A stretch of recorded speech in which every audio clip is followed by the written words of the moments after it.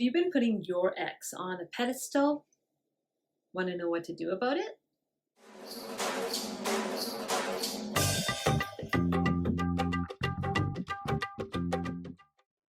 Hi there, and welcome back to Ask Dr. Saira, the show where I answer your questions about spirituality, relationships, and mental health. And so today's question comes to us from Michelle. Michelle's question is very simple but profound. She says, how do you stop putting your ex on a pedestal? How do you stop putting your ex on a pedestal? So this year she's talking about an ex-partner. I'm assuming a romantic partner. This is a tough one because when a relationship ends, I would say the majority of the time it's not really mutual, right? It's one person that decides that it's over and the other person's kind of surprised, maybe not surprised, but the other person's kind of hurt more, perhaps. It seems like there's this kind of imbalance when it comes to relationship breakup, where there's one person who's hurting a little bit more.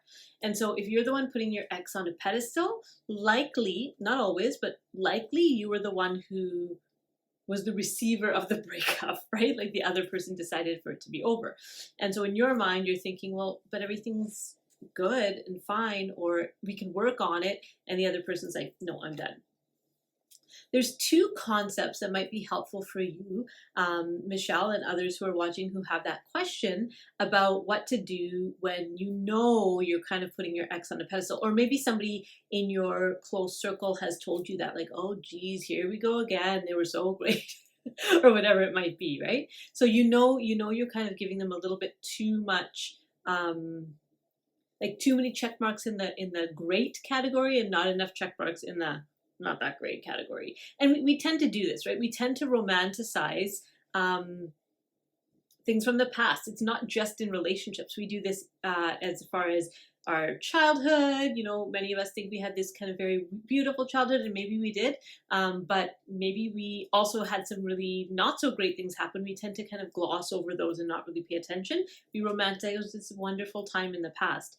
We do that when there's difficult situations and difficult people that we really want to make things work with. We tend to kind of gloss over and romanticize, like, actually it's better if I just can think of the good things. So there's two concepts. The first one is something called selective attention.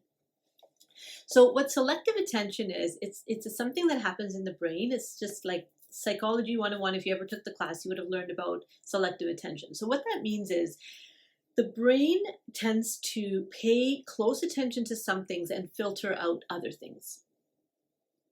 Right? Now, one of the things that's linked to selective attention is something we call priming. Okay, so priming is where you give the brain an idea or some sort of an image or some sort of an idea or concept, and then it gets kind of planted there, and then the seeds grow into this plant. What you start noticing is that thing. So for example, a good example of priming is if you've ever wanted to buy a new car, right? So say you want to buy a particular kind of car, and suddenly you start noticing these cars every time you're driving. You see that car that you want to buy, right? Or maybe you want to,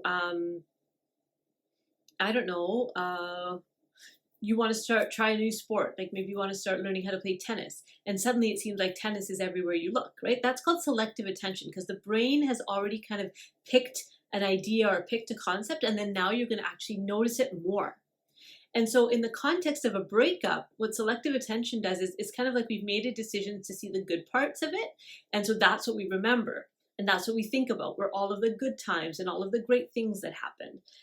And it's tricky because your mind is just doing that. You're not doing that on purpose. It's just the way it's happening.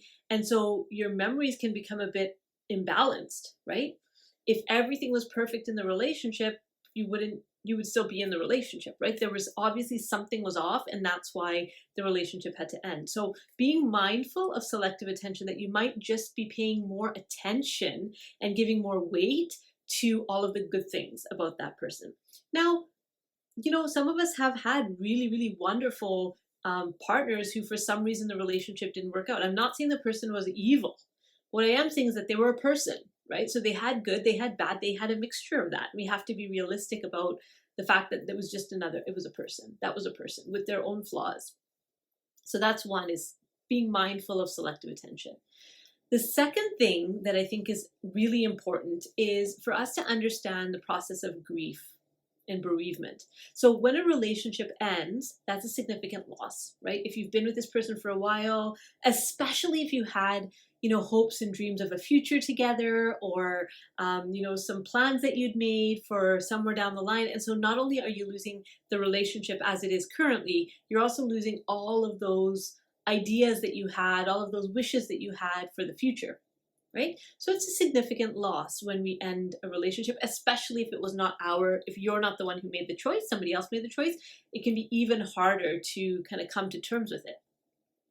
So as you might remember from our other shows on grief, we talked about the different kind of ingredients to grief. Now, Elizabeth Kubler-Ross talks about this, and she, it's been stated in the terms of stages, but that's not exactly how she intended it. What she wanted to help us understand is that there's these different elements to grieving, and they're not necessarily in a particular order. And it's not like, oh, check, check, check, or if you get this one, then this is the next one. It's just kind of all the ingredients that are made up in grief. And there may be others that we haven't done enough research on, but these are the 5 ingredients for grief in no particular order. So there's shock and denial that happen in grief. So you can't believe that this is happening, and you don't want to believe it. You don't really, you want to figure out how to not make it be happening.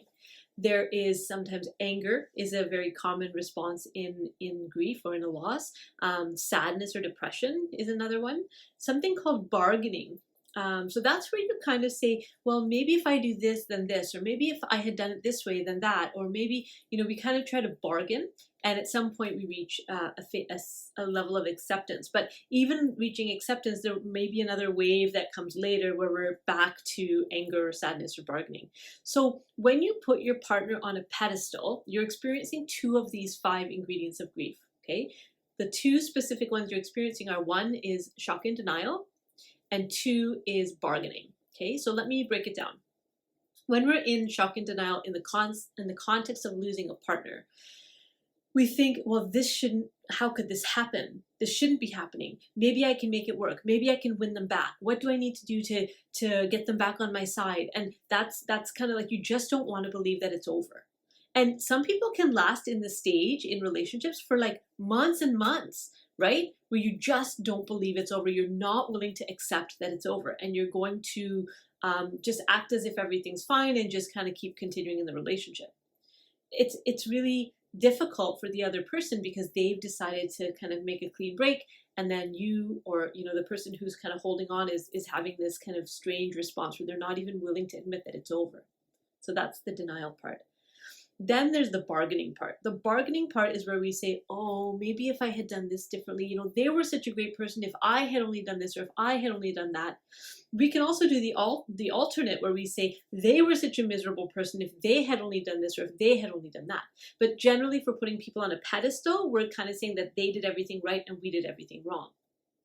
And that's dangerous because, unless you're with a narcissist, which is a possibility, unless you're with a narcissist, there's usually going to be some back and forth where both people have a part to play, right? Both people kind of come up short sometimes. So that idea of someone being on a pedestal means that you're looking up to them, you think they're better than you, and you're not actually seeing them as an equal person with their flaws and their downside as well, right?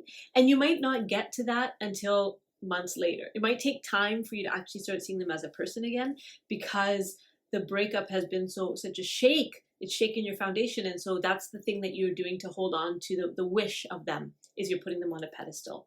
So those are my thoughts around why we put people on pedestals. Now, what to do about it. So the first and number one thing is become conscious of what you're doing. Become aware and be honest with yourself. I'm putting this person on a pedestal, right? Then be mindful of selective attention. So if you're just paying attention, you're just remembering the good things, bring in some of those other memories of to balance it out, right? And then also finally to understand that this is a grieving process and it's going to take time. And this is one of the ways that we grieve, is that we put people on pedestals. But at some point, you're going to have to bring them down to earth. So those are my thoughts for today. Hopefully it was helpful for you, and I'll see you next time on Ask Dr. Saira.